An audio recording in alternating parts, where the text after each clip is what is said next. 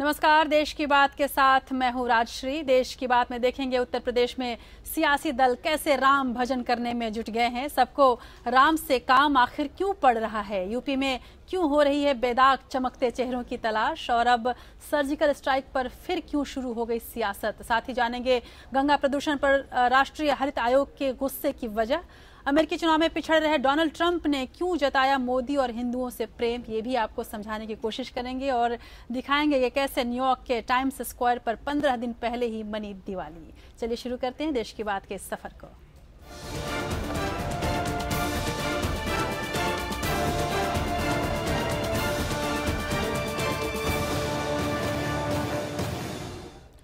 तो उत्तर प्रदेश में आगामी विधानसभा चुनाव के मद्देनजर राम नाम की लूट शुरू हो गई है। यूपी सरकार ने कैबिनेट बैठक कर अयोध्या के रामलीला केंद्र में थीम पार्क बनाने का प्रस्ताव आज पास कर दिया। अखिलेश सरकार ने इसके लिए जमीन भी आवंटित कर दी है। वहीं केंद्र सरकार की यदि हम बात करें तो केंद्र सरकार भी कहां पीछे रहने वाली थी। अयोध्या में राम संग्रहालय बनाने की योजना उसने भी बना ली है और इस योजना को जल्द से जल्द अमली जामा पहनाने की कोशिश भी शुरू हो गई है। पूरी ताकत से बोलिए, जय श्री राम। प्रधानमंत्री मोदी ने दशहरे पर श्री राम का उद्घोष कर भाषण शुरू और खत्म किया तो साफ हो गया कि राम नाम के सहारे बीजेपी चुनावी वैतरणी पार करना चाहती है। जय श्री राम, जय श्री राम, जय जय श्री राम, जय जय श्री राम, जय जय श्री राम, जय जय श्री राम। इसलिए राम मंदिर बने या ना बने, चुनाव आते ही अयोध्या में राम संग्रहालय बनाने की तैयारियां तेज हो गई हैं। इसके लिए विवादित कैंपस से 15 किलोमीटर दूर 25 एकड़ की जमीन की पहचान कर ली गई है। राम भक्त वोटों के लालच में अखिलेश सरकार ने आनन फानन में आवंटन भी कर दिया। प्रदेश बीजेपी अध्यक्ष केशव प्रसाद मौर्य ने इशारों में कह भी दिया कि इस बार विकास के साथ राम के मुद्दे पर यूपी का चुनाव लड़ा जाएगा। मंदिर लौटेगी। देखिए, मंदिर तो लौटने और जाने का विषय नहीं है। मंदिर तो वहाँ रामलला का बन चुका है, वहाँ रामलला विराजित हैं। भव्य मंदिर निर्माण का कार्य सर्वोच्च न्यायालय के फैसले के आने तक रुका हुआ है। जब फैसला आ जाएगा मंदिर बन जाएगा। अयोध्या की पहचान भगवान राम से है और मैं समझता हूँ देश के और विश्व के करोड़ों लोगों की आस्था का केंद्र है अयोध्या। वहाँ इंफ्रास्ट्रक्चर डेवलप हो, वहाँ रामायण का और भगवान राम के जीवन का एक चित्रण का एक म्यूजियम की अपेक्षा, जबकि हमारी युवा पीढ़ी वहाँ जाए, वो देखें कि किस तरह से एक पारिवारिक ग्रंथ ने भारत को, और मैं समझता हूं कि राम राज्य की परिकल्पना लोगों ने, हमारे महापुरुषों ने, हमारे संतों ने की थी।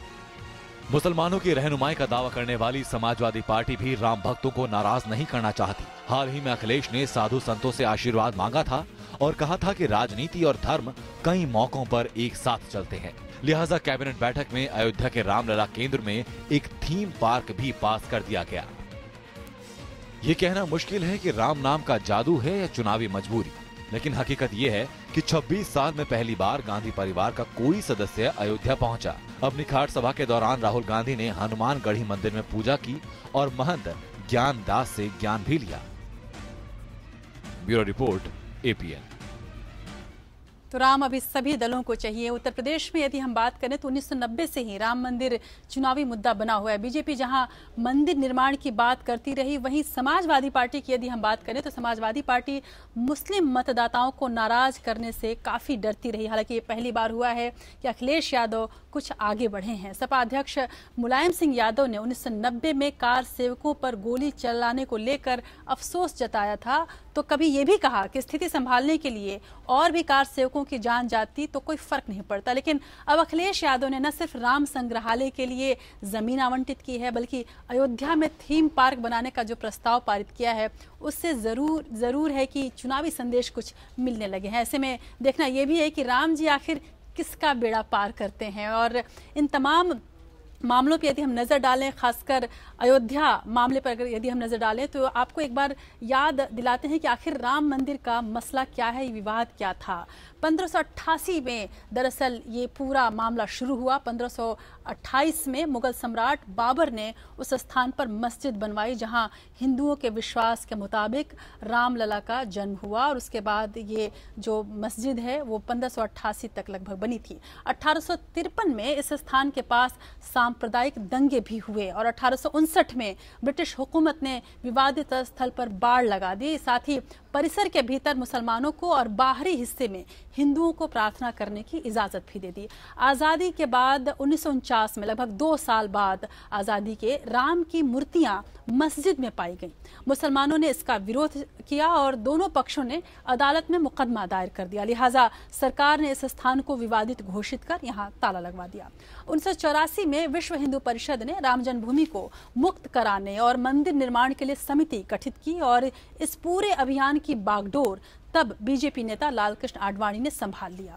1986 में जिला प्रशासन ने हिंदुओं को प्रार्थना करने के लिए और विवादित मस्जिद का ताला खोलने का आदेश दिया। मुसलमानों ने इसके विरोध में बाबरी मस्जिद संघर्ष समिति का गठन कर लिया और 1992 में विश्व हिंदू परिषद, शिवसेना और भारतीय जनता पार्टी के तमाम कार्यकर्ताओं ने मिलकर 6 दिसंबर को विवादित ढांचा जो कि बाबरी मस्जिद का था उसे गिरा दिया, जिससे देश भर में सांप्रदायिक दंगे भड़क उठे और इसमें लगभग 2000 से ज्यादा लोग मारे गए थे। 2002 में अयोध्या विवाद सुलझाने के लिए तत्कालीन प्रधानमंत्री वाजपेयी ने अयोध्या समिति का गठन किया और 2003 में इलाहाबाद हाई कोर्ट के निर्देश पर पुरातात्विक सर्वेक्षण विभाग ने विवादित स्थल की खुदाई भी शुरू की। जून महीने तक ये खुदाई चली और इसके बाद रिपोर्ट में ये कहा गया कि मंदिर से मिलते जुलते अवशेष मस्जिद के नीचे मिले हैं। इसी साल सीबीआई ने बाबरी मस्जिद गिराए जाने के मामले में तत्कालीन उप प्रधानमंत्री लालकृष्ण आडवाणी सहित 8 लोगों के खिलाफ पूरक आरोप पत्र दाखिल किए। 2006 में यूपीए सरकार ने लिब्राहन आयोग में लिखित बयान में आरोप लगाया कि बाबरी मस्जिद को ढहाना सुनियोजित षड्यंत्र का हिस्सा था और इसमें बीजेपी, आरएसएस, बजरंग दल और शिवसेना की मिलीभगत थी।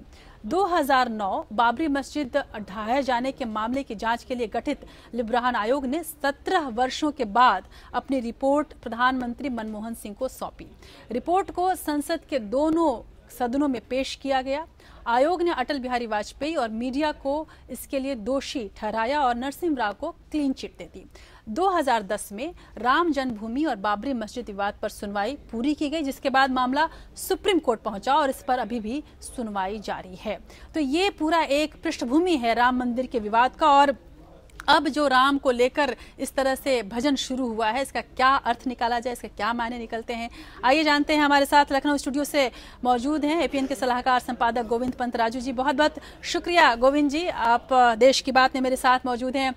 गोविंद जी, अचानक से जो राम नाम की लूट शुरू होगी और हर कोई जो राम नाम को लूटना चाह रहा है, जाहिर सी बात है कि इसके सियासी मायने ज्यादा हैं और चाहे कुछ भी कहा जाए इसके जो राजनीतिक मायने निकल रहे हैं। क्या ऐसा लगता है कि जो एक रोटी थी जिसको लगातार बीजेपी खाने की कोशिश कर रही थी, उस रोटी के अब कई हिस्से होंगे? बिल्कुल राजश्री जी, जैसा आपने कहा ये लूट तो है, लेकिन इस बार लूट के जो हिस्सेदार हैं, लूट में जो दावेदार हैं, वो एक से ज्यादा हो गए हैं। कांग्रेस ने सबसे पहले कोशिश की, राहुल गांधी अयोध्या गए, हालांकि उन्होंने राम मंदिर परिसर से थोड़ी दूरी रखी, लेकिन हनुमानगढ़ी में जाकर उन्होंने अयोध्या को एक तरह से सांकेतिक तौर पर एड्रेस करने की कोशिश की। और अब जिस तरह से समाजवादी पार्टी और बीजेपी दोनों एक साथ अलग अलग निर्माणों के जरिए वहां पर राम की के नाम पर सियासत को तेज करने की कोशिश कर रहे हैं, उससे साफ दिखता है कि जो चुनावी परिस्थितियां बन रही हैं, जिसमें अभी जो मतदाता हैं उनका रुख किन मुद्दों की तरफ होगा, किस पार्टी की तरफ होगा, ये बहुत ज्यादा साफ नहीं है। तो ऐसे में हर राजनीतिक दल ये चाह रहा है कि जिस तरह से भी हो, जो राम के नाम पर वोट बटोरने का अगर कोई काम किया जा सकता है तो वो खुल के किया जाए और जितने भी वोट बटोरे जा सकते हैं उन वोटों को बटोरने की कोशिश की जाए। इसीलिए बीजेपी भी सिगुफा छोड़ने लगी है। फिर बीजेपी ये कहने लगी है कि राम जो है उनकी आस्था के प्रतीक है, मंदिर उनका मुद्दा है, उसको उन्होंने कभी छोड़ा नहीं है। तो रास्ते कानून के जरिए हो, अदालत के फैसले के जरिए हो, लेकिन मुद्दा फिर से खड़ा करने की कोशिश की है। लेकिन अगर हम पिछले 10 साल के भी राजनीतिक परिदृश्य को देखें तो किसी भी राजनीतिक दल ने अयोध्या के इंफ्रास्ट्रक्चर पर रत्ती भर ध्यान नहीं दिया। अयोध्या में अगर आप कोई भी अगर पर्यटक अयोध्या में आता है तो शायद वो देश के सबसे पिछड़े, सबसे अभिशप्त किस्म के पर्यटन स्थल में आता है, जो न्यूनतम सुविधाएं हैं, पानी की सुविधा, शौचालयों की सुविधा, उस तरह की सुविधाएं तक सरकारें वहां पर बना नहीं पाई हैं, स्थापित नहीं कर पाई हैं। तो निश्चित तौर पर जो बात की जा रही है वो वोट बटोरने के लिए की जा रही है और वो सिर्फ और सिर्फ वोट की राजनीति का हिस्सा है। जी गोविंद जी, इतना तो स्पष्ट है कि संग्रहालय के नाम से वोटों का संग्रह जारी रहेगा और थीम पार्क से सपा ने ये जरूर जाहिर कर दिया है कि चुनावी थीम उसका एक राम भी होंगे। गोविंद जी, ऐसे में एक और सवाल मेरे जहन में आता है कि क्या ऐसा समझा जाए कि इस बार का जो यूपी इलेक्शन है, जो 2017 में इलेक्शन है, वो एक पूरा फिल्मी इलेक्शन होगा जिसमें हर तरह के मसाले होंगे, उसमें राम भी होंगे, उसमें आतंकवाद भी होगा, उसमें मुसलमान भी होंगे, लेकिन विकास और ये तमाम चीजें कुछ पीछे हटती जा रही हैं और तमाम पार्टियां एक कंफ्यूजन की स्थिति में हैं और एक दूसरे के मुद्दे को ही लगातार बटोरने में लगी हुई हैं।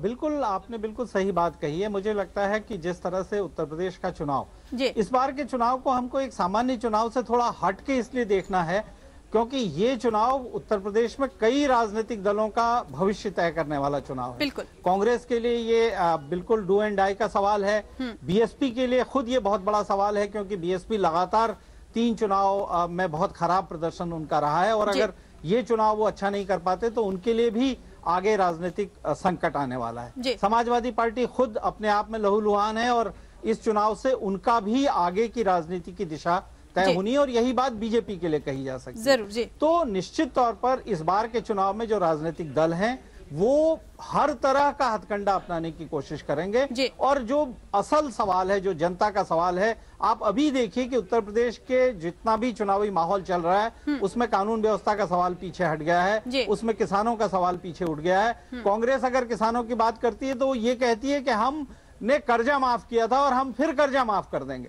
कर्जा किसकी कीमत पर आप माफ करेंगे? देश की बाकी जनता, बाकी कर देने वाले। कोई बड़ा किसानों के लिए हमारे पास ये ठोस काम है, ये लेकर न कांग्रेस आती न समाजवादी पार्टी जो खुद को किसानों की पार्टी कहती है, जिसने अपने घोषणा पत्र में बड़ी बड़ी बातें की थी, वो कुछ नहीं करती। बीजेपी पर आरोप लगते हैं कि वो गन्ना किसानों के लिए कुछ नहीं कर रही, समग्र तौर पर कुछ नहीं कर रही। तो मुझे लगता है कि जो चुनाव जीतने की कोशिश होगी उसमें सारी नाटकीयता होंगी, सारी तरह के षड्यंत्र होंगे, सारी तरह के ऐसे हथकंडे होंगे जो जनता की कीमत पर भी हो सकते हैं। बिल्कुल, बिल्कुल। लेकिन हर राजनीतिक दल किसी रूप में अपना हाथ ऊपर करने की कोशिश जी बिल्कुल, आप सही कह रहे हैं गोविंद जी। और शायद यही वजह है कि यूपी विधानसभा चुनाव के लिए मुख्यमंत्री के चेहरों को लेकर तस्वीर अब साफ होती जा रही है और कुछ पार्टी ऐसे हैं जो मुख्यमंत्री के चेहरों के साथ मौजूद हैं, तो वहीं कुछ पार्टी ऐसे भी हैं जहां बिल्कुल ऐसा पता नहीं चल रहा है कि आखिर उनका चेहरा कौन होगा। लेकिन यदि हम समाजवादी पार्टी की यदि बात करें तो समाजवादी पार्टी ने आज जरूर ये साफ कर दिया कि अगले चुनाव में अखिलेश यादव ही उनके मुख्यमंत्री के रूप में चेहरा बनेंगे।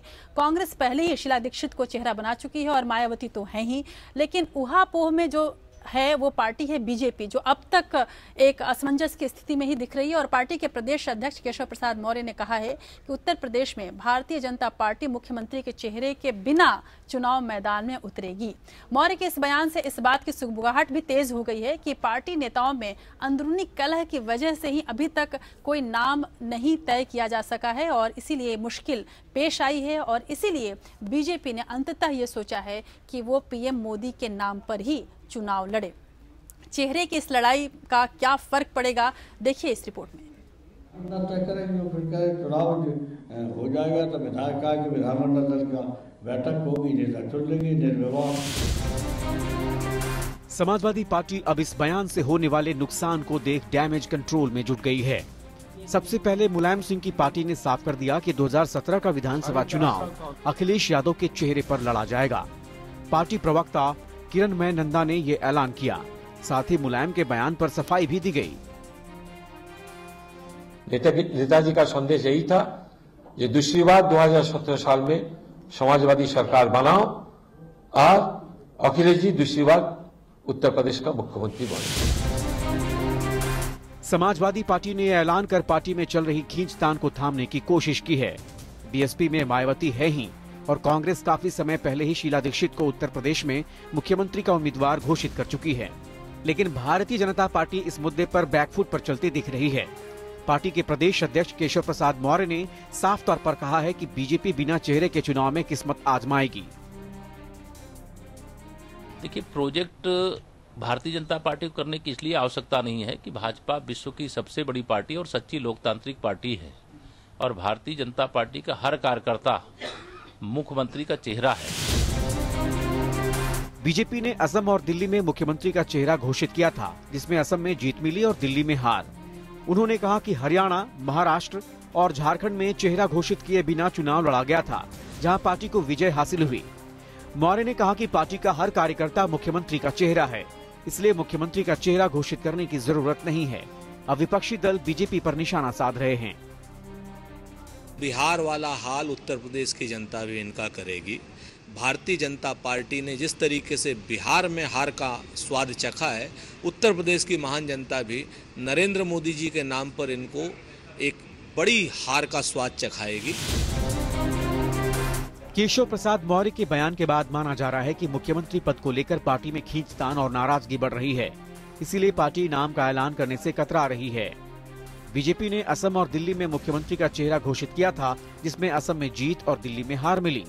हरियाणा, महाराष्ट्र और झारखंड में चेहरा घोषित किए बिना चुनाव लड़ा गया था, जहां पार्टी को विजय हासिल हुई, लेकिन बिहार में नाम का ऐलान नहीं हुआ और पार्टी हार गई। साफ है कि बाकी पार्टियां एक चेहरे के साथ चुनाव लड़ेंगी, लेकिन बीजेपी मोदी मुखौटे के सहारे है। Bureau report, APN।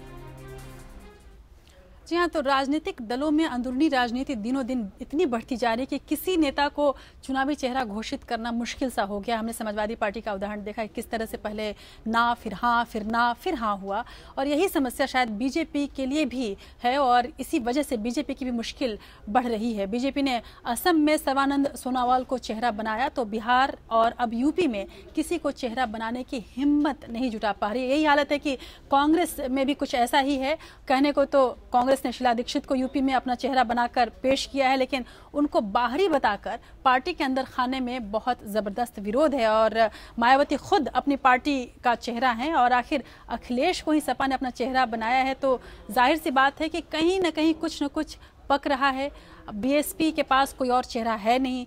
Samajwadi party के पास मुलायम सिंह यादव ने जिस तरह से घोषणा कर दी थी कि नहीं, अखिलेश ही नहीं रहेंगे, लेकिन आज उनको शायद अपनी गलती का एहसास हुआ और समाजवादी पार्टी ने कहा कि नहीं, अखिलेश ही उनका चेहरा है। पर बीजेपी जिस तरह से बिना चेहरे की लड़ाई लड़ रही है, ये लड़ाई उसके लिए कितना आसान और कितनी मुश्किल होगी। चलते हैं गोविंद जी के पास। गोविंद जी, कुछ पार्टी ऐसे हैं जिनके पास चेहरे हैं, कुछ पार्टी ऐसी हैं जिनके पास चेहरे हैं, लेकिन वो चेहरे इतने मजबूत नहीं है, जैसे कांग्रेस में जिसका उदाहरण के रूप में हम लोग कह सकते हैं। बीजेपी के अगर संदर्भ में हम लोग बात करें तो क्या वाकई इस पूरे रिपोर्ट से ये बात स्पष्ट हो रही है कि बीजेपी की जो अंदरूनी लड़ाई है वो किसी एक चेहरे को लेकर आगे बढ़ने में मुश्किल पेश आ रही है, इसीलिए पार्टी को?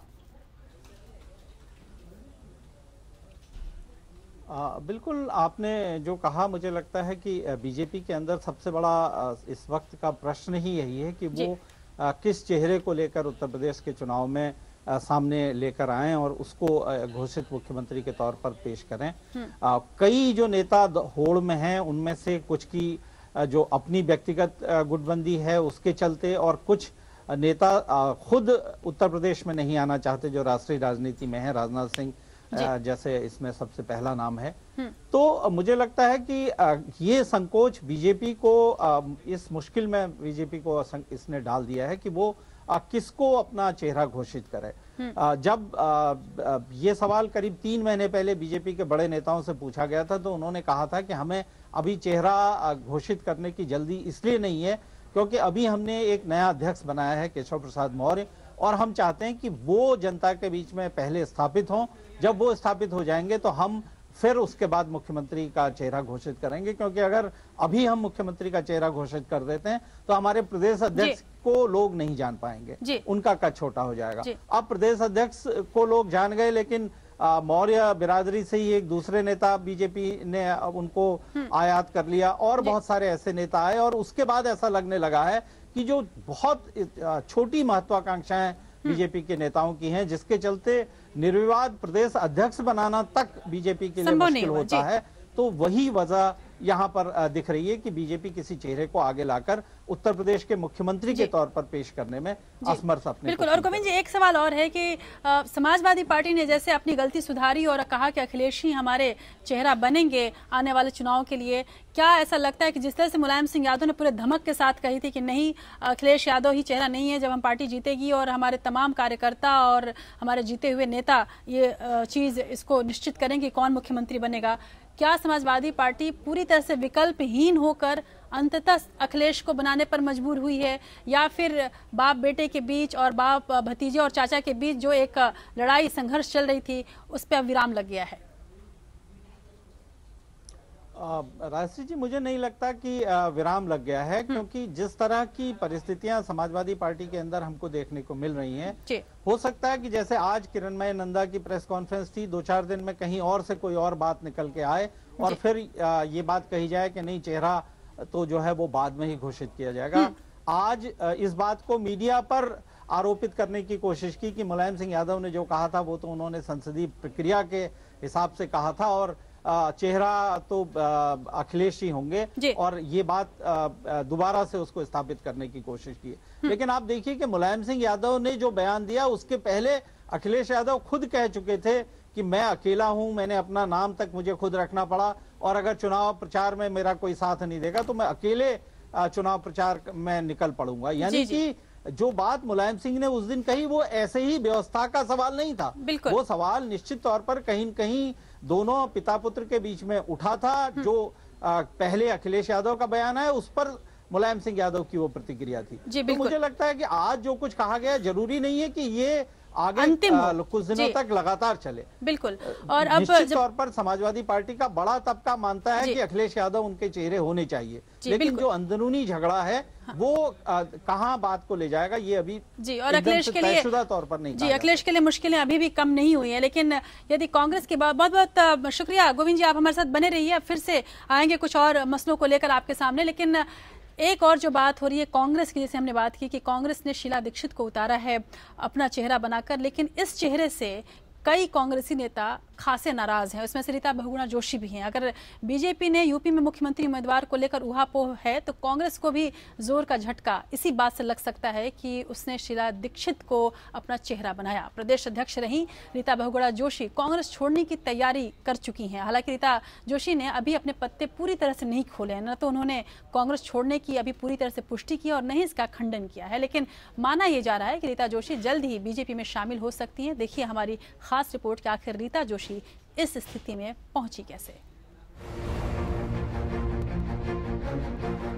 ब्राह्मण वोटों को लुभाने के लिए दिल्ली से यूपी की बहू जी को बुलाया गया तो बहुगुणा जी की बिटिया जी रूठ गई। उन्होंने कांग्रेस को यूपी में जिंदा रखने के लिए क्या क्या जतन ना किए थे। अब पार्टी ही बेसुध हो तो उनका क्या दोष, लेकिन सियासत बड़ी बेमुरव्वत होती है। यूपी की कुर्सी पाने के लिए पार्टी ने उन्हें धकिया दिया, गुजरे जमाने के अभिनेता को फुल टाइम नेता बना दिया गया। लेकिन मजे की बात यह है कि दोनों को पार्टी की एक बड़ी नेता के पार्टी में होने ना होने का कुछ पता नहीं। इस बारे में कोई नहीं कहना चाहूँगा। मुझे नहीं लगता है कि उनको और उनके परिवार को पार्टी ने जितना दिया है और जितना पार्टी ने उस परिवार के लिए किया है, उनको मेरे ख्याल से किसी तरह की नाराजगी नहीं होनी चाहिए, ये मेरा मानना है। रीता बहुगुणा जोशी के कांग्रेस छोड़ने की बात सामने आ रही है, बीजेपी ज्वाइन कर, कितनी सत्यता है इसमें, क्या है? मुझे मालूम नहीं। रीता बहुगुणा कांग्रेस के कद्दावर नेता और सीएम रहे हेमवती नंदन बहुगुणा की बेटी हैं। छात्रों को इतिहास पढ़ाने वाली रीता बहुगुणा जोशी को मायावती के खिलाफ बयान देने पर जेल तक जाना पड़ा, लेकिन पार्टी उनकी सगी ना रही क्योंकि उनके सगे भाई ने उत्तराखंड में पार्टी के साथ बगावत जो की थी। बीजेपी में शामिल हो चुके उनके भाई विजय बहुगुणा आज भी उनके साथ दिखाई खड़े पड़ रहे हैं। हाल ही में बीएसपी से स्वामी प्रसाद मौर्य और ब्रजेश पाठक बीजेपी में शामिल हो चुके हैं। वहीं कांग्रेस के 3 विधायक भी बीएसपी में जा चुके हैं, जिनमें से एक तो राहुल गांधी के चुनावी क्षेत्र अमेठी से ही है। ये चुनावी मौसम ही है जब नेताओं को अपना सियासी कद नापने और बाजार भाव आंकने का मौका मिलता है, लेकिन जो हवा को भांपने की काबिलियत रखता हो वही कामयाब होता है। Bureau report, APN. उधर यूपी के सियासी हलकों की यदि हम बात करें तो वहां कयास ये लगाया जा रहा है कि रीता बहुगुणा जोशी बीजेपी में शामिल हो सकती है, जैसा कि आपने इस रिपोर्ट में भी देखा। लेकिन अफवाहों का खंडन ना करने से लगता यह है कि वो हाई कमान से दखल की अभी भी उम्मीद कर रही हैं, क्योंकि बीजेपी में भी उनको शामिल करने को लेकर थोड़ा थोड़ा विरोध जरूर है। उधर बीजेपी अध्यक्ष अमित शाह ने प्रदेश के वरिष्ठ नेताओं की एक बैठक बुला ली है। बताया जा रहा है कि इस बैठक में रीता बहुगुणा को लेकर चर्चा हो सकती है कि उन्हें शामिल किया जाए या नहीं किया जाए। इस वक्त गोविंद जी हमारे साथ मौजूद हैं। गोविंद जी, आपके पास आना चाहूंगी और पहला सवाल यही है रीता बहुगुणा को लेकर। साफ तौर पर ऐसा ही लग रहा है कि रीता शीला से नाराज है। देखिए, रीता बहुगुणा सिर्फ शीला दीक्षित से नाराज है ऐसा नहीं है। रीता बहुगुणा बहुत सक्रिय तौर पर कांग्रेस के लिए उन्होंने काम किया। हालांकि वो पहले समाजवादी पार्टी के भी साथ रह चुकी हैं, लेकिन जब से वो कांग्रेस में थी तो उत्तर प्रदेश में कांग्रेस की एक तेज तर्रार नेता के तौर पर उन्होंने अपनी छवि बनाई थी और बहुत मेहनत की थी। हाल के दिनों में कई ऐसे मौके आए हैं जब उन्होंने व्यक्तिगत तौर पर इस बात की शिकायत की है कि राहुल गांधी उनकी बात को सुनते नहीं है। तो शिकायत सिर्फ शीला दीक्षित से नहीं थी, शिकायत जो है वो राहुल गांधी तक से भी है और उत्तर प्रदेश के ज्यादातर नेताओं को यही शिकायत है।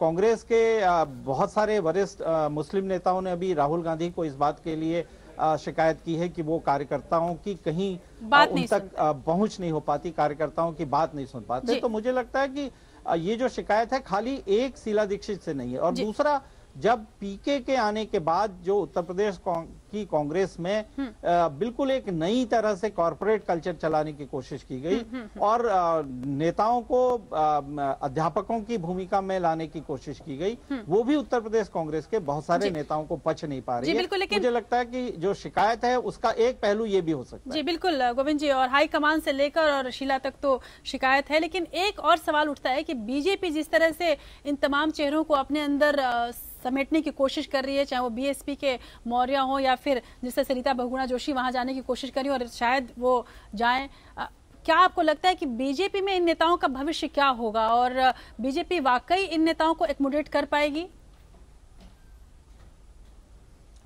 और देखिए, बीजेपी के तमाम बड़े नेताओं ने अलग अलग मौकों पर ये कहा है कि जो लोग आ रहे हैं उनका स्वागत, उनसे पार्टी मजबूत होगी।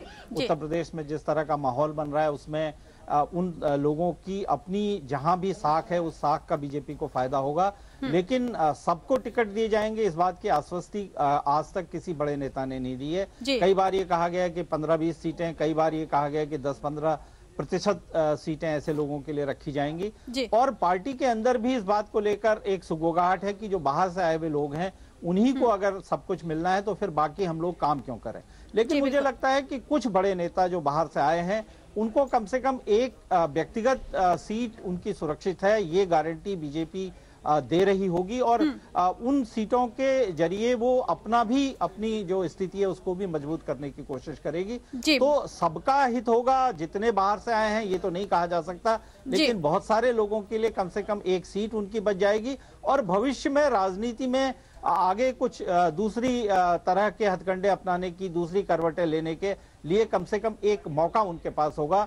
वो जिन जिन दलों पे हैं वहां उनकी स्थिति इस तरह की हो गई है कि अगर वो वहां रहते तो शायद वो न रहने के बराबर होता। उनका राजनीतिक भविष्य अंधकारमय वहां पर हो रहा था, इसलिए वो अपने व्यक्तिगत हितों के लिए बीजेपी की तरफ आ रहे हैं, ना कि कोई ऐसा बड़ा क्रांति उनके अंदर हो गई और बीजेपी में ही उनको भविष्य की राजनीति दिखाई देती है। बीजेपी का उभार है और उस उभार को वो अपने पक्ष में कैश कराने के लिए इस तरह की कोशिश कर रहे हैं। जी बहुत बहुत शुक्रिया गोविंद जी, देश की बात में मेरे साथ बने रहने के लिए बहुत बहुत शुक्रिया आपका। और अब बात दूसरी खबर की करते हैं। जब चुनाव की बात है तो सर्जिकल स्ट्राइक का मुद्दा तो जहन में आ ही जाता है। सर्जिकल स्ट्राइक मामला इन चुनाव में अहम रोल अदा कर सकता है और शायद इसीलिए सत्तारूढ़ एनडीए और विपक्ष के बीच सर्जिकल स्ट्राइक को लेकर आरोप प्रत्यारोप का सिलसिला लगातार जारी है। अब रक्षा मंत्री मनोहर पर्रिकर ने कहा है कि सर्जिकल स्ट्राइक के पीछे संघ का हाथ था।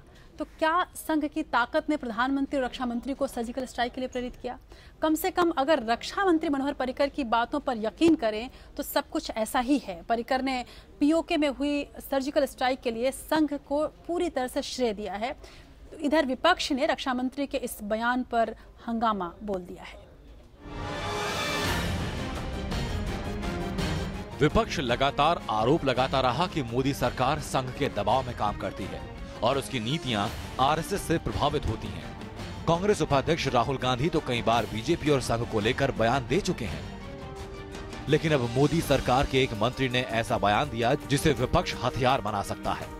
पाकिस्तान के कब्जे वाले कश्मीर में सेना के सर्जिकल स्ट्राइक का श्रेय रक्षा मंत्री मनोहर पर्रिकर ने पहले प्रधानमंत्री मोदी को दिया और अब उन्होंने संघ का नाम भी इस लिस्ट में जोड़ दिया है। महात्मा गांधी के गांव से आने वाले प्रधानमंत्री और जहां से मार्शल रेस ने ऐसे गोवा से डिफेंस मिनिस्टर और surgical strike, this equation was quite may be the RSS teaching was the basic core, but this was quite a very different kind of combination. इस तरह के अटपटे और अद्भुत विचित्र बयान हैं, वो भारत की गरिमा को कम करते हैं। रक्षा मंत्री पर्रिकर ने कहा कि पीओके में हुए सर्जिकल स्ट्राइक के पीछे कहीं न कहीं राष्ट्रीय स्वयंसेवक संघ यानी आरएसएस की शिक्षा है। संघ की शिक्षा के बदौलत ही ये मुमकिन हो पाया। अपने इस बयान के बाद पर्रिकर अब विपक्ष के निशाने पर आ गए हैं। लेकिन इन सब के बीच बलूचिस्तान की आंदोलनकारी नायला कादरी बलोच ने भी संघ की तारीफ की है। संघ से भी मिले और बहुत प्यार मिला। इंद्रेश जी हैं जिन्होंने मुझे वो शिवाजी की तलवार गिफ्ट की और चादर गिफ्ट की। हम बलोचों में तो अगर कोई आपको चादर तोहफे में देता है तो ये बहुत बड़ी इज्जत होती है। रक्षा मंत्री पर्रिकर के इस बयान के बाद अब विपक्ष को सरकार पर हमला करने का एक और मौका मिल गया है। संघ के बहाने सियासत तेज हो गई है। विपक्ष सवाल उठा रहा है कि क्या मोदी सरकार के फैसलों में संघ का दखल है? क्या संघ के दबाव में केंद्र में फैसले लिए जा रहे हैं? हालांकि बीजेपी ने इन सभी आरोपों को खारिज किया है। Bureau report, ABN.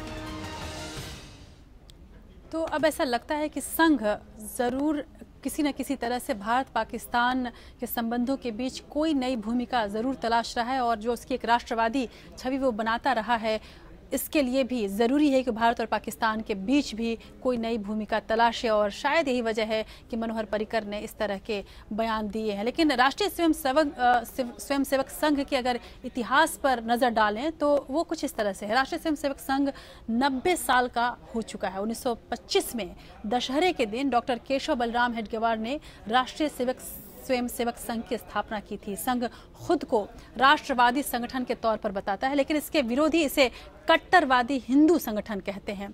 फासीवादी और इसी तरह के अन्य शब्दों से भी संघ को पुकारा जाता है। आरएसएस के विचारों पर आधारित राजनीतिक संगठन जनसंघ रहा तो बाद में उसने भारतीय जनता पार्टी का रूप ले लिया। लिहाजा दोनों के बीच काफी बेहतर सामंजस्य है। बीजेपी में कई ऐसे नेता हैं जो खुद को संघ से प्रेरित बताते हैं या वो खुद संघ से ही आए हुए हैं। खुद प्रधानमंत्री नरेंद्र मोदी की यदि हम बात करें और उनके कैबिनेट के कई ऐसे सदस्य हैं जो पहले स्वयं सेवक रहे हैं। संघ के पास भारतीय विद्यार्थी परिषद, शिक्षा भारती एकल विद्यालय, स्वदेशी जागरण मंच और विद्या भारती वनवासी कल्याण आश्रम, मुस्लिम राष्ट्रीय मंच जैसे कई सहयोगी संगठन भी हैं। विद्या भारती देश भर में 20,000 से ज्यादा स्कूल चलाता है।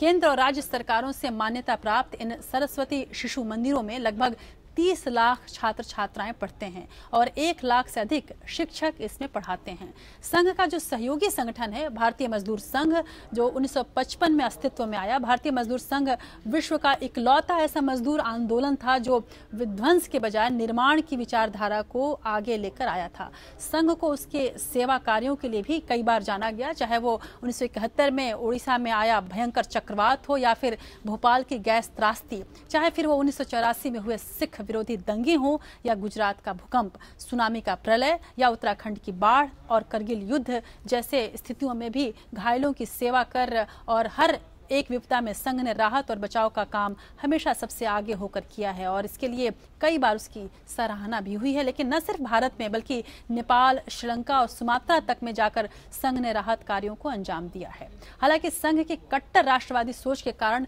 विपक्षी इसे हमेशा नकारते रहे हैं और इसको लेकर काफी विवाद हमेशा रहा है। लेकिन इसी बीच जो मनोहर पर्रिकर ने जो कहा, जाहिर सी बात है कि उसको लेकर एक बार फिर से विवाद मचना ही था। उधर गृह मंत्री ने भी एक बयान दिया है। आतंकवाद को लेकर गृह मंत्री राजनाथ सिंह ने पाकिस्तान पर जमकर निशाना साधा है। एक कार्यक्रम में शिरकत कर रहे गृह मंत्री ने कहा कि भारत और पाकिस्तानी सेना और पाकिस्तान के लोगों के खिलाफ ये दोनों ही सेनाएं नहीं है, बल्कि आतंकवादियों के खिलाफ है। उन्होंने कहा कि अगर पाकिस्तान चाहे तो हम उसके देश में आतंकवाद के सफाई के लिए उसकी मदद तक कर सकते हैं। हालांकि गृह मंत्री ने यह भी कहा कि इसके लिए पाकिस्तान को समझ पैदा करनी होगी, क्योंकि वो आतंकवादी और स्वतंत्रता संग्राम सेनानी के बीच का फर्क ही भूल गया है। और राजनाथ सिंह के इस बयान के क्या अर्थ निकाले जा सकते हैं, इसको बहुत छोटे में समझना जाहिर सी बात है कि बहुत मुश्किल है। लेकिन गृह मंत्री राजनाथ सिंह का जो ये तंज है, जिसमें उन्होंने कहा कि पाकिस्तान यदि चाहे तो भारत आतंकियों को ख़त्म करने में जाकर पाकिस्तान यहाँ की सेना वहाँ मदद कर सकती है, जाहिर सी बात है कि इस तंज के सहारे राजनाथ सिंह पाकिस्तान पर सीधा निशाना साधना चाह रहे हैं। जिस तरह से पाकिस्तान आतंकी बुरहान वानी को और पाकिस्तान की ओर से जिस तरह से शहीद बताया गया था, उसको लेकर जिस तरह से बयान आए थे, उसी बयान को याद करते हुए गृह मंत्री ने अपने बयान के जरिए ये साफ कर दिया कि आतंकवाद के मुद्दे पर भारत कभी भी कोई भी समझौता नहीं करेगा। तो ये एक बड़ा बयान था आज गृह मंत्री राजनाथ सिंह का पाकिस्तान को। और हालांकि आज भी कुछ आतंकवादी गतिविधियां श्रीनगर में हुई और यहाँ तक कि कुछ आतंकी तो ऐसे आए और वहां पर आकर और पुलिस वालों से उनके ही हथियार छीनकर लापता हो गया। अब आश्चर्य ये होता है कि यही आतंकी सेना पर गोली चला देते हैं और पुलिस वालों को छोड़कर उनका हथियार छीनकर भाग जाते हैं। आखिर क्या कुछ ऐसा कुछ चल रहा है जिसके शक हमेशा सेना जताती रहती है कि कुछ अंदरूनी सपोर्ट भी आतंकियों को मिलता है। तो जाहिर सी बात है कि गृह मंत्री राजनाथ सिंह ने जो ये पूरा बड़ा बयान दिया है पाकिस्तान के ऊपर, अब ये भी ज़रूरी है कि अपने अंदर भी कुछ चीज़ों को मजबूत किया जाए और ख़ासकर इंटेलिजेंस को ज़्यादा मजबूत किया जाए और आतंकियों पर अपने घर के अंदर भी काबू किया जाए। चलिए आप कुछ और खबरों पर नजर डालते हैं, देखते हैं टॉप 10। एनएसजी में भारत की दावेदारी को ब्राजील ने समर्थन दिया है। गोवा में भारत और ब्राजील की द्विपक्षीय वार्ता के बाद जारी किए गए संयुक्त बयान में ब्राजील ने आतंकवाद के खिलाफ लड़ाई में भारत का साथ देने की बात कही है। इस मौके पर पीएम मोदी ने कहा कि दोनों देश आतंकवाद के खिलाफ बिना भेदभाव के लड़ाई लड़ेंगे। जम्मू कश्मीर के मुख्यमंत्री महबूबा मुफ्ती के मुताबिक घाटी में अर्धसैनिक बलों की तैनाती एक बाध्यता है और स्थिति के सामान्य होते ही उन्हें बैरकों में वापस भेज दिया जाएगा। उन्होंने कहा कि शरारती तत्वों के तोड़फोड़ और वाहनों को निशाना बनाए जाने के मद्देनजर सीआरपीएफ के कर्मियों की तैनाती की गई है। जम्मू कश्मीर के अनंतनाग में एक टीवी टावर की निगरानी कर रहे पुलिस कर्मियों से आतंकियों ने हथियार छीन लिए। आतंकियों की तलाश के लिए सुरक्षा बलों ने बड़े स्तर पर तलाशी अभियान शुरू कर दिया है। जानकारी के मुताबिक हथियार लूटने की इस घटना में 3 आतंकवादी शामिल थे।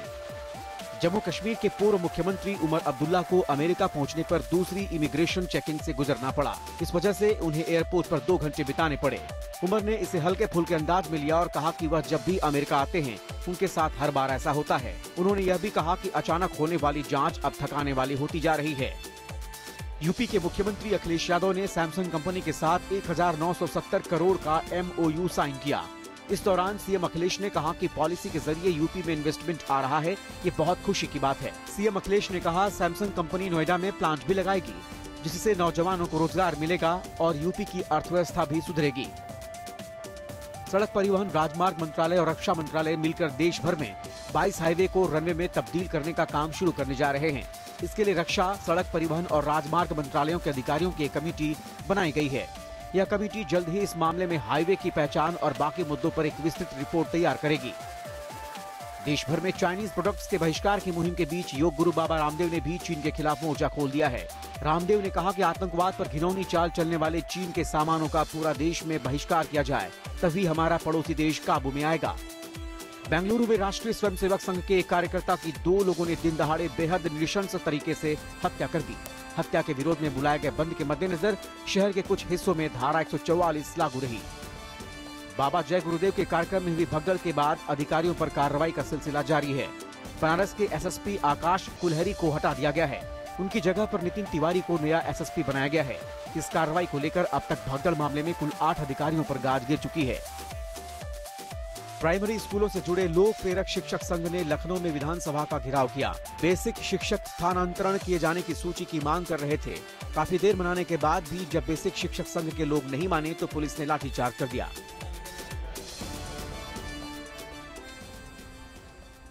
और अब बात करते हैं ब्रिक्स सम्मेलन की। ब्रिक्स सम्मेलन का समापन हो गया है। प्रधानमंत्री नरेंद्र मोदी ने 5 देशों के प्रभावशाली समूह ब्रिक्स में अपने समापन भाषण में आतंकवाद का मुद्दा जोर शोर से उठाया। मोदी ने सदस्य देशों की ओर से किए गए निर्णयों की घोषणा करते हुए कहा कि सीमा पार से आतंकवाद और उसके समर्थकों से निपटना ब्रिक्स की प्राथमिकता होगी।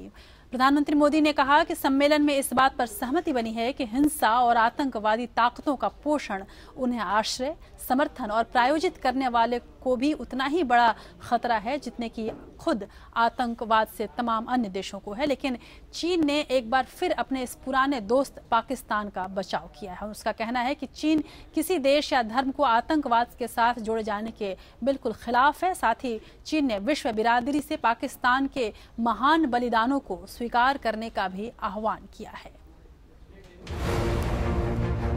आतंकी गतिविधियों के खिलाफ अंतर्राष्ट्रीय मंचों से सख्त कार्रवाई करने की मुहिम चला रहे भारत को सफलता मिली है। ब्रिक्स देशों ने आतंकवाद पर बेहद सख्त निंदा प्रस्ताव पास किया है। गोवा में ब्रिक्स देशों के 8वें सम्मेलन के समापन पर राष्ट्रीय अध्यक्षों ने सदस्य देशों के बीच आतंकियों पर लगाम लगाने पर सहमति जताई। साथ ही उन्हें फंड उपलब्ध कराने पर अंकुश लगाने पर भी जोर दिया। प्रधानमंत्री नरेंद्र मोदी ने पड़ोसी देश पाकिस्तान को लेकर कड़ा रुख अपनाते हुए उसे आतंकवाद की मदरशिप करार दिया। Criminality should be the only basis for punitive action against the individuals and organization responsible for carrying out terrorist acts. Terrorist funding, their weapon supply, training and political support must be systematically cut off. विदेशी मामलों के जानकार मानते हैं कि आतंकवाद के खिलाफ पास हुए प्रस्ताव के बाद भारत को पाकिस्तान पर दबाव बनाने में सहूलियत होगी। साथ ही चीन को भी पाक के बहकावे में आतंकी गतिविधियों से आंख न मूंदने के लिए मनाया जा सकेगा। चाणक्य कूटनीति की इससे बेहतरीन उदाहरण नहीं हो सकता। अच्छी बात थी कि उन्होंने पाकिस्तान का नाम नहीं लिया और मसूद अजहर का नाम नहीं लिया, क्योंकि अगर इनका नाम लिया होता तो चाइना शायद इस रेजोल्यूशन को साइन नहीं करता। ब्रिक्स समिट और बिम्स्टेक की जो आउटरीच मीट थी, उसमें जिस किस्म से पाकिस्तान को एक आतंकी देश बनाया गया है, पाकिस्तान थोड़ा बौखला गया है और ये फायरिंग उस नतीजे में की है। पर अफसोस ये है कि पाकिस्तान अभी भी नहीं समझ रहा है कि वो कितना दुनिया में अकेला पड़ जा रहा है। ब्रिक्स गोवा घोषणा पत्र में कहा गया है कि सदस्य देश हाल के दिनों में भारत समेत अन्य ब्रिक्स देशों में हुए आतंकी घटनाओं की निंदा करते हैं। वैसे घोषणा पत्र में जैश के आतंकी मसूद अजहर और हिजबुल का उल्लेख नहीं है, लेकिन भारत के लिए अहम बात ये है कि प्रस्ताव में कहा गया कि राजनीतिक, धार्मिक, रंग भेद या किसी भी अन्य आधार पर आतंकी गतिविधियों को जायज नहीं ठहराया जा सकता। इसके साथ ही ब्रिक्स देशों के बीच इस बात की भी सहमति बन गई है कि वे आतंकियों के खिलाफ कार्रवाई में परस्पर द्विपक्षीय और बहुपक्षीय मंचों से एक दूसरे का सहयोग करेंगे। Bureau report, APN। इसमें कोई शक नहीं कि आतंकवादियों का न तो कोई धर्म है और न ही वो किसी देश की सीमाओं से बंध है। ऐसे में समस्त विश्व को एकजुट होकर आतंकवाद के खिलाफ जंग छेड़नी ही पड़ेगी। लेकिन अफसोस ये है कि जब तक चीन और पाकिस्तान जैसे देश जैश और हिजबुल जैसे आतंकी संगठनों को पनाह देते रहेंगे, उसे समर्थन देते रहेंगे, तब तक आतंकवाद का खात्मा बिल्कुल नामुमकिन है। शायद विश्व को पीएम मोदी की बात पर ध्यान देना ही होगा, जिसमें उन्होंने कहा है कि हिंसा और आतंकवादी ताकतों का पोषण उन्हें आश्रय, समर्थन और प्रायोजित करने वाले भी उतने ही बड़े खतरा हैं जितने कि आतंकवादी। और इस बात को आने वाले समय में जरूर समझा जाएगा और आज भी समझा गया।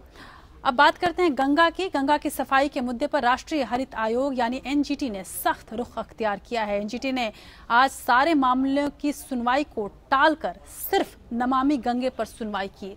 आयोग सुनवाई के बाद सीधे राज्यों से, खासकर जिन राज्यों ने गंगा की सफाई के लिए खर्च किए हैं पैसे, उनसे पूछा है कि 20,000 करोड़ जो कि आपने खर्च किया है उसका हिसाब क्या है। NGT ने अब गंगा की सफाई को लेकर सख्त सवाल पूछे हैं। सुनवाई के दौरान सोमवार को याचिकाकर्ताओं ने कहा कि उत्तर प्रदेश में उद्योगों से निकला गंदा पानी सीधे ही गंगा में बहाया जा रहा है। इस पर प्रतिवादियों का कहना था कि उद्योगों को 2 श्रेणियों में बांटा गया है। गंभीर तौर पर प्रदूषित करने वाले और बुरी तरह से प्रदूषित करने वाले, जबकि याचिकाकर्ता अवैध उद्योगों की बात कर रहे हैं। इस पर याचिकाकर्ताओं ने कहा कि अवैध उद्योगों की आड़ लेकर बचा नहीं जा सकता।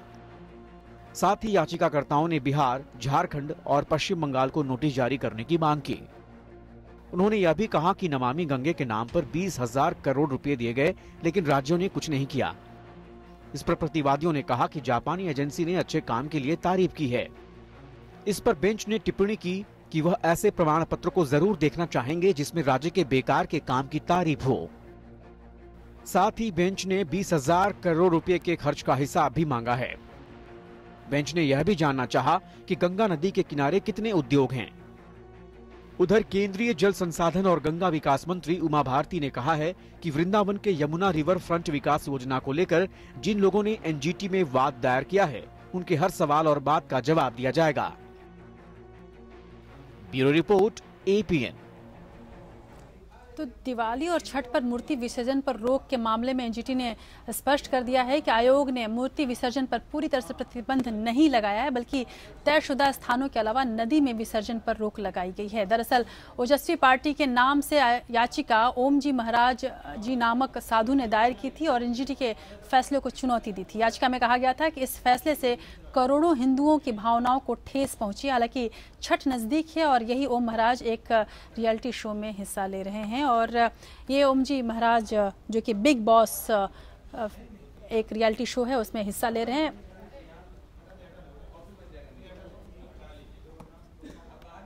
और बस आश्चर्य ये है कि जिस तरह से ये ओम जी महाराज जिन्होंने कहा था कि मूर्तियों का विसर्जन नहीं होना चाहिए, जिसको लेकर एनजीटी ने अपनी स्थिति साफ की, इन्होंने एनजीटी में ये जाकर कहा कि वो आज यानी कि 17 तारीख को नहीं आ सकते हैं कोर्ट, क्योंकि वो तपस्या में जा रहे हैं और तपस्या के बजाय सीधे पहुंच गए बिग बॉस शो में, यानी कि बिग बॉस शो उनके लिए तपस्या था। ये एक इंटरेस्टिंग, एक रोचक रही, एक प्रकरण रहा एनजीटी के अंदर। लेकिन जो बात आज गंगा पर किया है एनजीटी ने, जाहिर सी बात है कि उसको लेकर अब अदालतें काफ़ी चिंतित हैं और सख्त भी। और यदि हम बात करें गंगा की, तो गंगा किनारे देश के करीब 50 करोड़ आबादी बसती है। पवित्र मानी जाने वाली गंगा की कुल लंबाई 2525 किलोमीटर है। गंगा का बेसिन जो है वो 1.6 मिलियन वर्ग किलोमीटर का है। करीब 468.7 बिलियन मीट्रिक पानी गंगा में साल भर में प्रवाहित होता है, जो देश के कुल जल स्रोत का 25.2% भाग है। गंगा नदी 5 राज्यों से होकर गुजरती है और उत्तराखंड, यूपी, बिहार, झारखंड और पश्चिम बंगाल, ये 5 राज्य हैं जहां से होकर गंगा गुजरती हैं। गंगा में हर साल 3000 मिलियन लीटर सीवेज हर दिन पड़ता है। आप सोच सकते हैं कि किस तरह से गंगा जो है वो गंदी हो रही है। वाराणसी में हर दिन करीब 300 मिलियन लीटर सीवेज डाला जाता है। गंगा में डाले जाने वाले सीवेज में सिर्फ 1000 मिलियन लीटर सीवेज का ही ट्रीटमेंट हर दिन हो पाता है, जिसके लिए हमारे यहाँ तमाम मशीनें लगी हैं, जबकि बाकी सीवेज ऐसे ही बह जाता है। गंगा नदी में हर रोज 300 करोड़ लीटर गंदा पानी छोड़ा जाता है। हर रोज 2 करोड़ 70 लाख प्रदूषित कचरा गंगा में बहाया जाता है। गंगा पूरी दुनिया में 6ठी सबसे प्रदूषित नदी है। अकेले उत्तर प्रदेश में ही ये गंगा 50% प्रदूषित होती है और इसी वजह से आज एनजीटी ने राज्यों से पूछा है कि आखिर ये 20,000 करोड़ रुपए आप खर्च कहां कर रहे हैं। सबसे पहले जो ये नाले खुले हुए हैं और जो ये प्रदूषित चीजें, जैसे ये आप देख रहे हैं, खुद ही देख रहे हैं आप सब लोग, इन सब चीजों को रोकने के लिए आपको बहुत से कदम उठाने पड़ेंगे। तो ये गलत है मेरे हिसाब से, क्योंकि सबका कर्तव्य है कि अपनी नदी पवित्र नदी है, इसको सब लोग ध्यान देकर सब लोग इसको पवित्र करें। हम लोग को भी कुछ सरकार कदम उठा रही है, हम लोग भी जब तक जागरूक नहीं होंगे, गंदगी फैलाने वाले हम ही हैं, कंपनी वाले हैं, तमाम लोग हैं, जब एकत्र होकर ठान लेंगे कि हाँ साफ रखनी है तभी साफ हो पाएगी। तो वाराणसी और कानपुर से कुछ ये आपने बातें देखी जिसमें लोग ये बता रहे हैं कि किस तरह से गंगा को साफ किया जाता है। इसमें कोई शक नहीं कि नमामि गंगे प्रोजेक्ट से जो योजना शुरू हुई है, इसका अभी तक क्या हुआ है ये तो कोर्ट के सामने अब थोड़ी देर में स्पष्ट हो जाएगा, लेकिन लोगों के बीच जागरूकता जरूर आई है। दरअसल सत्ता में आते ही मोदी सरकार ने गंगा की सफाई के लिए नमामि गंगे योजना की शुरुआत की। इसके तहत गंगा और यमुना नदी को समग्र तौर पर पूरी तरह से कहा जाए तो संरक्षित और स्वच्छ करने के लिए कदम उठाए जाने हैं। उत्तराखंड, यूपी, बिहार, झारखंड, पश्चिम बंगाल, हरियाणा और दिल्ली में नमामि गंगे योजना के अंतर्गत काम होता है। इसके तहत इस पर अगले 5 सालों में 20,000 करोड़ रुपए खर्च किए जाएंगे। गंगा को स्वच्छ करने के लिए पिछले 30 सालों में सरकार की ओर से खर्च की गई अगर यदि कुल राशि की हम बात करें तो ये रकम 4 गुना है। भारत सरकार 1985 से चल रहे इस काम के लिए कुल अब तक 4000 करोड़ रुपए खर्च कर चुकी है। लेकिन इस पैसे को कहाँ खर्च किया जा रहा है, किस तरह से किया जाएगा और इसमें क्या क्या और करना है, ये सब कुछ जानना चाहा। और आज एनजीटी ने और एक अभूतपूर्व फैसला लेते हुए एनजीटी ने ये कहा कि आज किसी भी और केस को नहीं सुना जाएगा और केवल नमामि गंगे को ही सुना जाएगा।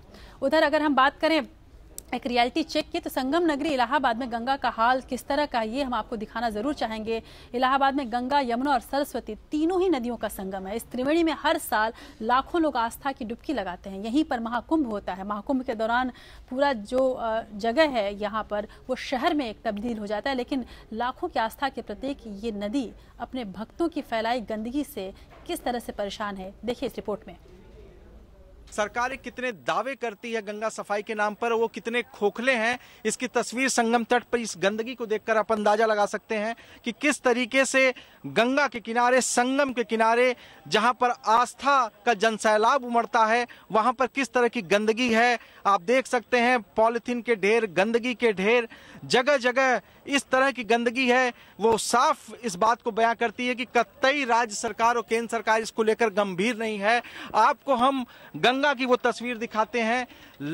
हजारों की संख्या में गैर सरकारी संगठन गंगा की सफाई का दावा करते हैं और हजारों करोड़ रुपए की फंडिंग लेते हैं, लेकिन अभी भी गंगा कितनी मैली है उसका अंदाजा आप गंगा के पानी को देखकर लगा सकते हैं। जी हाँ, और न केवल इलाहाबाद बल्कि गंगा नदी के जो प्रमुख शहर हैं, ये तमाम शहर में कानपुर भी है और वहां पर क्या स्थिति है देखिए इस रिपोर्ट में। गंगा को स्वच्छ और निर्मल बनाने के लिए करोड़ों रुपए खर्च किए गए, बावजूद इसके गंगा की जस की तस बनी हुई है। हम आपको दिखाते हैं, ये एक बहुत बड़ा सा नाला है जिसका जो गंदा पानी सीधे गंगा जी में ही गिर रहा है। और ये कोई पहला नाला नहीं है। कानपुर इतने चमड़ा कारखाने हैं जिनका जो नाले का गंदा पानी है वो सीधे तौर पे गंगा जी में गिरता है, जिससे गंगा प्रदूषित होती जा रही है। हालांकि जो गंगा के घाट के किनारे हैं वहाँ की भी काफ़ी गंदगी फैली रहती है, क्योंकि जो भी श्रद्धालु गंगा जी में दर्शन करने आते हैं फल फूल अपने साथ लेकर के तो सीधे गंगा जी में विसर्जित कर देते हैं, जिसकी वजह से जो गंगा का स्वरूप है वो बिल्कुल ही मैला होता जा रहा है। जी हाँ, और कानपुर की यदि हम बात करें तो यहाँ केवल यही एक नाला नहीं गिरता गंगा में, बल्कि 470 गंदे नाले जो हैं वो गंगा में इसी तरह से गिरते हैं। और आप समझ सकते हैं कि क्या स्थिति होती है तब गंगा की। और जाहिर सी बात है कि ऐसे में एनजीटी की जो चिंता है वो बिल्कुल सही है और ये हम सभी की जिम्मेदारी है कि हम गंगा को ज़रूर साफ करें और इस तरह के जो प्रोजेक्ट्स हैं उसको हम बिल्कुल सफल बनाने में अपना सहयोग करें। चलिए अब लीगल टॉप 5 खबरों का वक्त हो चुका है, देखते हैं कानून की दुनिया में और क्या कुछ हुआ।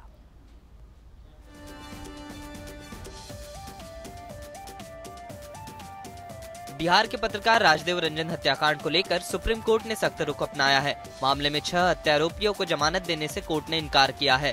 साथ ही सुप्रीम कोर्ट ने सीबीआई को 3 महीने के भीतर जांच पूरी करने के आदेश भी दिए हैं। सर्वोच्च अदालत ने सिवान के सेशन जज को भी निर्देश दिया है कि वह मोहम्मद कैफ उर्फ बंटी और मोहम्मद जावेद के बारे में 28 सितंबर को स्टेटस रिपोर्ट दाखिल करे। बीसीसीआई बनाम लोढ़ा कमेटी के मामले में सुप्रीम कोर्ट ने अपना फैसला सुरक्षित रखा है। कोर्ट से बीसीसीआई ने लोढ़ा कमेटी की सिफारिशें लागू करने के लिए वक्त मांगा है। लोढ़ा समिति की सिफारिशें लागू करने के मामले में बीसीसीआई अध्यक्ष अनुराग ठाकुर ने अपने हलफनामे में इस बात से इनकार किया है कि लोढ़ा समिति की सिफारिशें लागू करना बीसीसीआई में दखल अंदाजी के बराबर होगा। सुप्रीम कोर्ट की ओर से कावेरी मुद्दे पर गठित कमेटी ने अपनी रिपोर्ट कोर्ट को सौंप दी है। रिपोर्ट के मुताबिक कर्नाटक और तमिलनाडु में पानी की कमी को लेकर किसान बदहाल है। किसान और मछुआरे आर्थिक तंगी से जूझ रहे हैं। सुप्रीम कोर्ट ने निर्देश दिया है कि पैनल इलाकों का दौरा कर 17 अक्टूबर तक सुप्रीम कोर्ट में रिपोर्ट दे। मामले की अगली सुनवाई मंगलवार को होगी। दिल्ली में डेंगू और चिकनगुनिया के बढ़ते प्रकोप पर सुप्रीम कोर्ट और नेशनल ग्रीन ट्रिब्यूनल ने दिल्ली सरकार के रवैये पर नाराजगी जताई है। सुप्रीम कोर्ट ने दिल्ली सरकार की दलीलों को लेकर नाखुशी जाहिर की और मामले की अगली सुनवाई के लिए 21 अक्टूबर की तारीख तय की। तो एनजीटी ने दिल्ली सरकार को कड़ी फटकार लगाई है। एनजीटी ने कहा कि दिल्ली सरकार स्टेटस रिपोर्ट दाखिल करने में भी नाकाम साबित हुई है। एनजीटी ने कहा कि यह बेहद दुर्भाग्यपूर्ण है कि इस मामले पर भी गंभीरता नहीं दिखाई गई। सौम्या हत्याकांड में दोषी की हत्या के जुर्म से बरी करने के मामले में अब सुप्रीम कोर्ट के पूर्व जस्टिस काटजू की भी राय ली जाएगी। जस्टिस काटजू ने इस बाबत फेसबुक पर अपने एक पोस्ट में कहा था कि उनकी राय को भी खुली अदालत में सुना जाना चाहिए। अदालत ने जस्टिस काटजू से मामले की सुनवाई की अगली तारीख को अदालत में पेश होने और बहस में हिस्सा लेने की अपील की है। और अब एपीएन की खास नजर अमेरिकी राष्ट्रपति चुनाव पर। अमेरिकी राष्ट्रपति चुनाव में अब 15 दिन से कुछ ज्यादा का वक्त बचा है। ऐसे में दोनों ही प्रत्याशी डेमोक्रेट उम्मीदवार हिलरी क्लिंटन और रिपब्लिकन डोनाल्ड ट्रंप अपनी आखिरी चाल चलने की फिराक में। डोनाल्ड ट्रंप के बयान चर्चा में हैं। एक बात तो जरूर है कि ये चुनाव ट्रंप के इर्द गिर्द ही घूम रहा है। किसी ने शायद सही कहा है कि यू लव ट्रंप और you hate Trump but you can't ignore Trump. America में राष्ट्रपति चुनाव को लेकर सियासी सरगर्मियां तेज हैं। रिपब्लिकन उम्मीदवार डोनाल्ड ट्रंप और डेमोक्रेट हिलरी क्लिंटन के बीच कांटे की लड़ाई है, लेकिन इन सब के बीच अपनी बेबाक और विवादित छवि के कारण डोनाल्ड ट्रंप लगातार सुर्खियों में बने हुए हैं। इस चुनाव में उनकी हार होगी या जीत, ये तो आने वाले नतीजे तय करेंगे, लेकिन अपनी छवि को लेकर ट्रंप देश और दुनिया भर में लगातार चर्चा में हैं। अमेरिका में विरोधियों के बीच डोनाल्ड ट्रंप की छवि एक ऐसे नेता के तौर पर उभर कर सामने आ रही है जो कभी भी कुछ भी कर सकता है। यहां तक कि खुद रिपब्लिकन पार्टी के कई नेता भी ट्रंप को लेकर असहज महसूस कर रहे हैं। अमेरिका में कई जगहों पर लोग ट्रंप के नाम पर भीख मांगते देखे जा रहे हैं। उनके हाथ में पोस्टर है जिन पर लिखा है कि या तो मुझे $1 दो, नहीं तो मैं ट्रंप को वोट दे दूंगा। इन पोस्टरों को देखकर साफ समझा जा सकता है कि ट्रंप के विरोधी किस कदर उनके उग्र मिजाज को भुनाने में लगे हैं। अमेरिका में ट्रंप टिश्यू पेपर भी काफी सुर्खियां बटोर रहा है। भले ही ये उनके विरोधियों के दिमाग की उपज हो, लेकिन पिछले कुछ दिनों में ट्रंप टिश्यू पेपर ने अमेरिका में काफी प्रसिद्धि पाई है। ट्रंप को पता है कि उनके विरोधी उन्हें किस कदर घेरने में लगे हैं, लिहाजा ट्रंप ने भी ट्रंप कार्ड फेंक दिया है। उन्होंने अमेरिका में बसे भारतवंशियों को लुभाने की कोशिश शुरू कर दी है। ट्रंप ने प्रधानमंत्री नरेंद्र मोदी की नीतियों की जमकर तारीफ करते हुए उन्हें महान शख्स बताया, तो खुद को हिंदुओं का सबसे बड़ा फैन।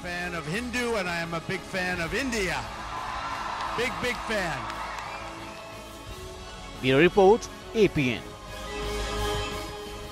और इसमें डोनाल्ड ट्रंप ने न्यूयॉर्क टाइम्स पर मुकदमा करने की धमकी दी है। अमेरिकी अखबार न्यूयॉर्क टाइम्स ने हाल ही में खबर छापी थी जिसमें 2 महिलाओं ने डोनाल्ड ट्रंप पर उन्हें गलत तरीके से छूने का आरोप लगाया था। जेसिका लीड्स नाम की एक महिला ने बताया था कि 1980 में ट्रंप ने एक विमान यात्रा के दौरान उनसे बदसलूकी की थी, जबकि राशल क्रुक्स नाम की एक दूसरी महिला ने यह कहा था कि 2005 में ट्रंप ने उनसे छेड़छाड़ की कोशिश की थी। जैसा कि हम आपको लगातार बता रहे हैं कि एपीएन की टीम अमेरिकी राष्ट्रपति चुनाव को कवर करने के लिए न्यूयॉर्क में मौजूद है और इंडिया लीगल के एडिटर इन चीफ इंद्रजीत पदभार सारी गतिविधियों पर नजर रखे हुए हैं। आइए चलते हैं सीधे न्यूयॉर्क और जानते हैं कि इंद्रजीत जी से आखिर क्या चल रहा है इस पूरे मामले पर। यूएस प्रेसिडेंशियल इलेक्शन की ताज़ा खबर ये है कि डोनाल्ड ट्रंप ने न्यूयॉर्क टाइम्स को धमकी दी है कि वो इनके खिलाफ एक लाइबल और डेफेमेशन केस की याचिका लाएंगे। न्यूयॉर्क टाइम्स, जैसे आप जानते हैं, ये दुनिया का सबसे एक शक्तिशाली और प्रभावशाली अखबार माना जाता है। न्यूयॉर्क टाइम्स ने ट्रंप के खिलाफ एक खबर छापी थी जिसमें 2 औरतों ने बयान दिया। और अब जैसा कि इंद्रजीत जी ने बताया कि किस तरह से न्यूयॉर्क टाइम्स पर डोनाल्ड ट्रंप ने धमकी दी है कि वो केस करेंगे। इस बीच इंद्रजीत पदभार ने हमें ये भी बताया कि ट्रंप की इस धमकी का आखिर क्या असर है और किस तरह की प्रतिक्रिया है। न्यूयॉर्क टाइम्स के लॉयर्स ने कहा है वी वेलकम दिस, आप आइए, हमारे खिलाफ जाइए और हम आपसे लड़ने के लिए तैयार हैं, मगर हमने जो खबर छापी है हम उसको वापस नहीं लेंगे क्योंकि ये खबर है जनहित में बहुत ज़रूरी है, ये पब्लिक इंटरेस्ट में है ये खबर, और पूरी दुनिया को पता चलना चाहिए कि जो प्रेसिडेंशियल कैंडिडेट है, जो दुनिया का लीडर बनने की कोशिश कर रहा है, वो किस तरह से की वाहियात हरकतें औरतों के साथ वो करता है। और वो इस खबर को लेकर और भी बढ़ रहे हैं आगे। रोज फ्रंट पेज पे खबर निकलती रहती है उनकी और हरकतों के बारे में। जी शुक्रिया इंद्रजीत पदभार जी, आप पूरी खबरों पर अपनी नजर बनाए रखें और हम हमेशा अपडेट लेते रहेंगे। इंद्रजीत पदभार से ये बातचीत थोड़ी देर पहले हुई थी। अब चलते हैं एक और खबर की ओर, जहां एक और रिपब्लिकन उम्मीदवार डोनाल्ड ट्रंप अपने बयानों के जरिए रोज पटाखे फोड़ रहे हैं। वहीं अमेरिका के टाइम्स स्क्वायर में दिवाली से पहले जमकर दिवाली मनाई गई। इस मौके पर लोगों ने गीत संगीत का लुत्फ उठाया। खाने के तरह तरह के लजीज व्यंजन भी यहाँ मौजूद थे। अमेरिका में लाखों की संख्या में भारतवंशी रहते हैं और देश से दूर 7 समंदर पार हर त्योहार को भारतवंशी कुछ इसी अंदाज में मनाते हैं। ले चलती हूँ सीधे आपको टाइम्स स्क्वायर।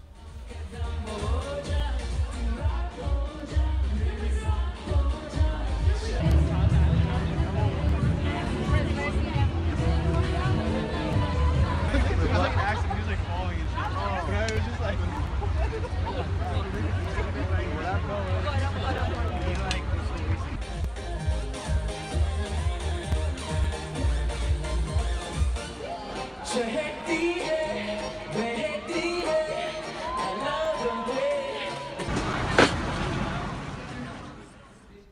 अब देश की बात के इस सफर में हम आखिरी पड़ाव पर हैं। बात करते हैं आज के इतिहास की। आज ही के दिन 1817 में अलीगढ़ ओरिएंटल कॉलेज के संस्थापक सर सैयद अहमद खान का जन्म हुआ। 1923 में सुप्रसिद्ध उपन्यासकार शिवानी का जन्म आज ही के दिन हुआ था। और आज ही के दिन 1955 में हिंदी फिल्मों के प्रसिद्ध अभिनेत्री स्मिता पाटिल का भी जन्म हुआ। 2009 में आज ही के दिन मालदीव ने पानी के अंदर दुनिया की पहली कैबिनेट बैठक की। सभी राष्ट्रों को ग्लोबल वार्मिंग के खतरे से आगाह करने के लिए ये कोशिश की गई थी। तो जैसा कि हमने आपको बताया कि बॉलीवुड की अभिनेत्री स्मिता पाटिल का एक ऐसी अदाकारा थी जिन्हें देखकर कभी लगा ही नहीं कि वो अभिनय कर रही हैं। और आज ही के दिन उनका जन्म हुआ था। अपने किरदारों में खो जाने वाले इस अभिनेत्री की बड़ी खासियत ये थी कि उसे लोग हमेशा अपने से जुड़ा महसूस करते थे। उनकी मौत के बाद इतना वक्त बीत जाने के बाद भी शायद ही कोई हो जो स्मिता को भुला पाया हो। स्मिता की इस खूबसूरत अदाकारी से सजे हुए इस गाने को आप देखिए और मुझे दीजिए इजाजत। नमस्कार। तुम्हारे बिन जीना लगे घर में, तुम्हारे बिन जीना लगे घर में, बलम